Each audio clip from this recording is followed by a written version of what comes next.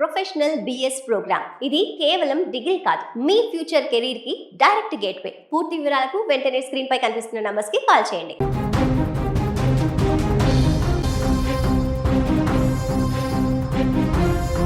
ఏపీలో మరోసారి lockup death ఆరోపణలు తీవ్ర కలకలం రేపుతున్నాయి.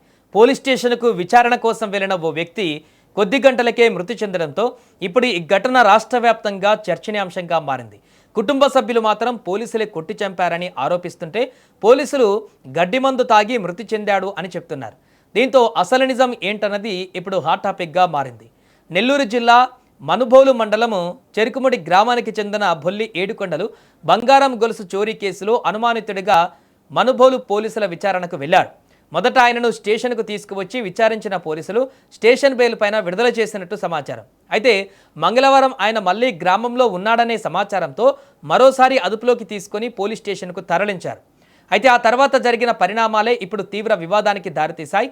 స్టేషన్లో విచారణ పేరుతో ఎస్ఐతో పాటు పోలీసులు ఏడుకొండలను తీవ్రంగా కొట్టారని, ఆ దాడి కారణంగానే ఆయన మృతి చెందారని కుటుంబ సభ్యులు ఇప్పుడు ఆరోపిస్తున్నారు. 5 రోజులుగా ఆయన పోలీసుల అదుపులో ఉన్నా తమకు ఇలాంటి సమాచారం ఇవ్వలేదని వారు చెబుతున్నారు. విచారణ పేరుతో చిత్రహింస పెట్టారని కూడా ఆరోపిస్తున్నారు. మరోవైపు పోలీసులు మాత్రం ఈ ఆరోపణలను ఖండిస్తున్నారు. ఏడుకొండలు గడ్డిమందు తాగి అస్వస్థతకు గురయ్యాడని, చికిత్స కోసం గూడూరు ఏరియా ఆసుపత్రికి తీసుకువెళుతుండగా మార్గ మధ్యలో మృతి చెందినట్లు చెబుతున్నట్టు సమాచారం. అయితే పోలీసుల వివరణ పైన కూడా అనేక అనుమానాలు వ్యక్తమవుతున్నాయి. ఒకవేళ గడ్డిమందు తాగితే అంబులెన్స్కు సమాచారం ఇవ్వకుండా పోలీసు వాహనంలో ఎందుకు ఆసుపత్రికి తరలించారు? కుటుంబ సభ్యులకు వెంటనే ఎందుకు సమాచారం ఇవ్వలేదు? రెండవసారి అదుపులోకి తీసుకున్న తర్వాత స్టేషన్లో అసలు ఏం జరిగింది అనే ప్రశ్నలు కూడా వినిపిస్తున్నాయి. ఈ ఘటనతో ఆగ్రహించినటువంటి కుటుంబ సభ్యులు, బంధువులు గూడూరు ఏరియా ఆసుపత్రి వద్ద పెద్ద ఎత్తున ఆందోళన చేపట్టారు. మృతదేహాన్ని చూపించాలని డిమాండ్ చేస్తూ నిరసన తెలిపారు. ఆసుపత్రి వద్ద కొంతసేపు ఉద్రిక్త పరిస్థితులు కూడా నెలకొన్నాయి. మరోవైపు మనుబోలు పోలీస్ స్టేషన్ వద్ద కూడా పరిస్థితి ఉద్రిక్తంగా మారింది. ప్రస్తుతం ఈ కేసులో 2 వాదనలు ఉన్నాయి. కుటుంబ సభ్యులు ఇది లాకప్ డెత్ అని ఆరోపిస్తున్నారు. పోలీసులు మాత్రం గడ్డిమందు తాగి మృతి చెందాడని చెబుతున్నారు.